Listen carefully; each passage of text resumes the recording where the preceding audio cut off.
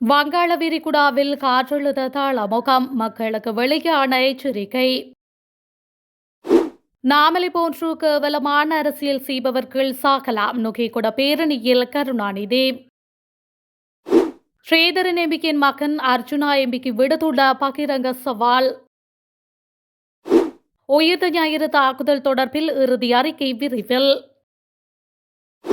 பின்வாசலால் சென்ற தமிழரசு கட்சி அன்றுவிடம் கேட்டது இதைத்தான் அம்பலப்படுத்திய தமிழ் எம்பி. நல்லூரில் திறக்கப்பட்ட மாவீரர்களின் பெயர் பொறிக்கப்பட்ட கல்வெட்டு.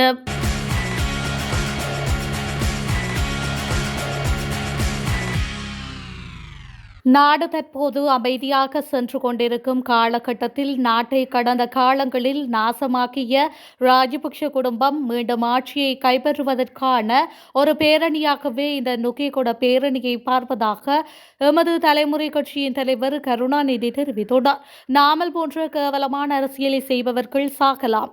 நீங்கள் மக்களுக்காக இந்த நாட்டில் என்ன செய்தீர்கள்? தமிழ் சிங்கள முஸ்லிம் மக்களிடையே சண்டையை உருவாக்கிவிட்டு மட்டும் ஆட்சியை கைப்பற்ற நினைக்காதீர்கள். திருகோணமலைக்கு சென்று பல பிரச்சனைகளை செய்கின்றீர்கள். நீங்கள் கடந்த காலங்களிலே மக்களால் விரட்டி அடிக்கப்பட்டீர்கள் என்பதை மட்டும் மறந்துவிட வேண்டாம் என்றும் அவர் குறிப்பிட்டுள்ளார்.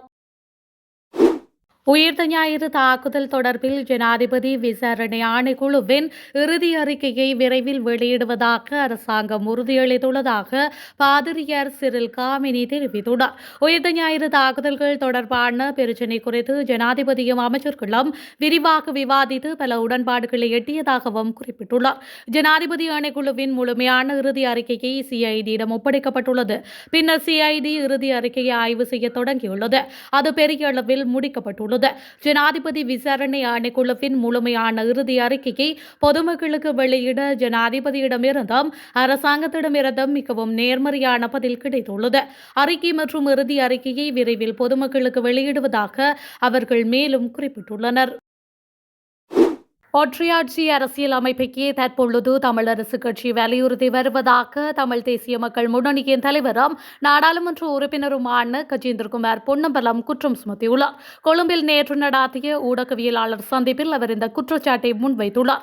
அண்மையில் ஜனாதிபதி அனுரகுமார திசாநாயக்கவுக்கும் இலங்கை தமிழரசு கட்சிக்கும் இடையே நடைபெற்ற பேச்சு தொடர்பில் கருத்து வெளியிடும் போது அவர் இவ்வாறு கூறியுள்ளார்.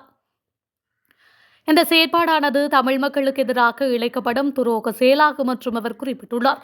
கடந்த தேர்தலில் தோற்றவர்கள் இப்போது பின்வாசலால் பிரவேசித்து தமிழரசு கட்சியில் அரசியல் செய்வதாகவும் அவர் கூறியுள்ளார்.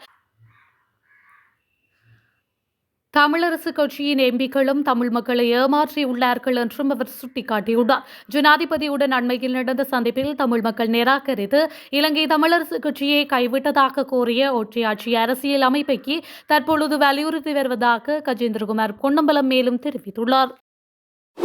மாவீரர்களின் பெயர் பொறிக்கப்பட்ட கல்வெட்டு மாவீரர்களின் பெற்றோர்கள் மற்றும் முன்னாள் போராளிகளின் பங்கேற்புடன் யாழ்ப்பாணம் நல்லூரில் திறந்து வைக்கப்பட்டது. ஈழத்தமிழர்களின் விடுதலை போராட்டத்தில் தமது இன்னுயிரை தியாகம் செய்த போராளிகளை நினைவு கூறும் மாவீரர் வாரம் நேற்று ஆரம்பமாகியுள்ளது.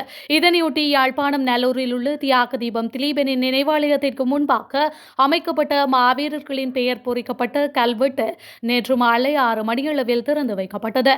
இதன்பொழுது பொதுச்சுடரினை மாவீரர் உறவினர் ஒருவர் ஏற்றி வைத்து மலரஞ்சலி செலுத்தினர். தொடர்ந்து பலரும் மலரஞ்சலி செலுத்தினர். மாவீரர்களின் பெற்றோர், முன்னாள் போராளிகள், அரசியல் பிரதிநிதிகள், உள்ளூராட்சி சபை உறுப்பினர்கள், பொதுமக்கள் என பலரும் கலந்து கொண்டிருந்தமையும் குறிப்பிடத்தக்கது. நாடாளுமன்ற உறுப்பினர் ராமநாதன் அர்ஜுனாவுக்கு இலங்கை தமிழரசு கட்சியின் நாடாளுமன்ற உறுப்பினர் சிவஞானம் ஸ்ரீதரனின் மகன் சாரங்கன் பகிரங்க சவால் விடுத்துள்ளார். சாரங்கன் தனது முகப்புத்தக பக்கத்தில் இட்டுள்ள பதிவொன்றில் இந்த சவாலை விடுத்துள்ளார். நாடாளுமன்றத்தில் உரையாற்றும் போது ராமநாதன் அர்ஜுனா தனக்கு எதிரான கருத்துக்களை முன்வைத்ததாகவும் அதனை ஆதாரத்துடன் நிரூபிக்குமாறும் தெரிவித்தே அவர் இந்த பதிலை இட்டுள்ளார். அதன்படி குறித்த பதிவில் இன்று நாடாளுமன்றத்தில் ஏதோ ஒரு சோழர் நிறுவனம் சாரங்கனுக்கு 30 மில்லியன் பணம் கொடுத்து அனுமதி பெற்றது என்று ஒரு புதிய கட்டுக்கதையை கூறியிருக்கின்றீர்கள். நீங்கள் என்னை பற்றி கூறிய விடயத்திற்கு ஏதாவது ஒரு ஆதாரம் இருந்தால் பகிரங்கமாக வெளியிட முடியுமா அல்லது உறுதிப்படுத்த முடியுமா? உங்களுக்கு திராணி இருந்தால் நாடாளுமன்ற சிறப்புரிமைக்குள் பதுங்கியிருந்து நீங்கள் கூறிய அதே கருத்தை பொதுவெளியில் பகிரங்கமாக சொல்லுங்கள். நான் சட்ட ரீதியாக அப்படி எந்த பணமும் பெறவில்லை என்று அல்லது குறித்த நிறுவனத்திற்கும் எனக்கும் எவ்வித தொடர்பும் இல்லை என்றும் நிரூபித்து காட்டுகின்றேன். உங்கள் கருத்தில் உண்மை இருந்தால் பொதுவெளியில் கருத்தையோ ஆதாரத்தையோ வெளியிட தயங்க மாட்டீர்கள் என்று நம்புகின்றேன் என்று அதில் மேலும் குறிப்பிடப்பட்டுள்ளது.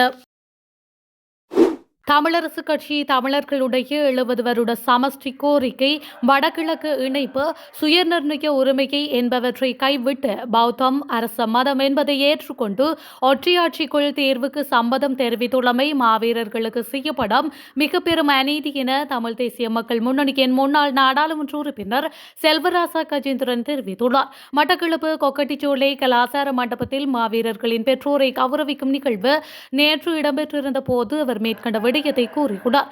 அதன்போது மேலும் கருத்து வெளியிட்ட அவர், உங்களுடைய பிள்ளைகள் ஒற்றையாட்சியை ஏற்க மறுத்து உயிர் கொடுத்து 15 ஆண்டுகள் இன்று கடந்துள்ள நிலையில் எங்களுடைய மக்களால் தெரிவு செய்யப்பட்ட தலைவர்களின் ஆதரவுடன் இந்த அனுருகுமார் அரசாங்கம் ஒற்றையாட்சி அரசியலமைப்பை கொண்டு வந்து நிறைவேற்ற தயாராகி கொண்டுள்ளனர். ஆகவே மக்கள் விழிப்பாக இருக்க வேண்டும். அதை ஒருபோதும் ஏற்றுக்கொள்ளக்கூடாது.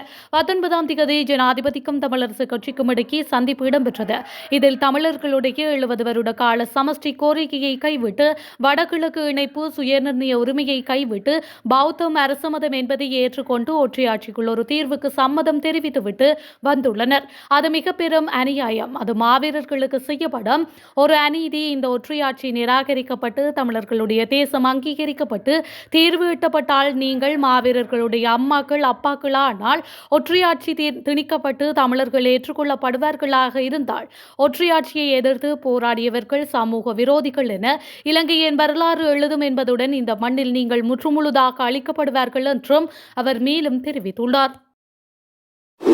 பிலிப்பைன்ஸில் நடைபெறும் 2025ற்கான மிஸ்டர் கிளாம் இன்டர்நேஷனல் மாடலிங் போட்டியில் யாழ்ப்பாணத்தை சேர்ந்த கரன் ரமின்ஷன் பங்கு பெற்றுள்ளார். இப்போட்டியில் பங்கு பெற்றுவதற்காக அவர் இன்று அதிகாலை 12:40 மணியளவில் கட்டுநாயக்க விமான நிலையத்தில் இருந்து புறப்படுகின்றார்.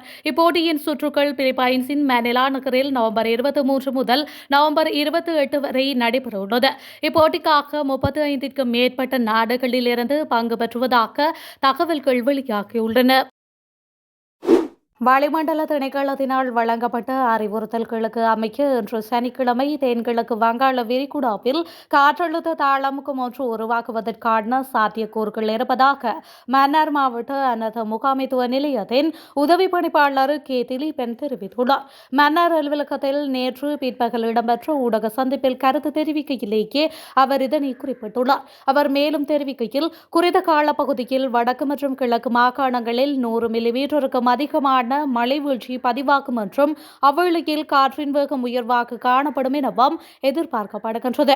அதன்போது அனர்த்தங்களில் இருந்து தம்மை பாதுகாத்துக் கொள்ள மக்கள் விழிப்புடன் அவதானத்துடனும் இருக்குமாறும் வளிமண்டல திணைக்களம் மற்றும் அனர்த்த முகாமைத்துவ நிலையத்தின் அறிவுறுத்தல்களை பின்பற்றி பாதுகாப்பு நடவடிக்கைகளை மேற்கொள்ள வேண்டும்.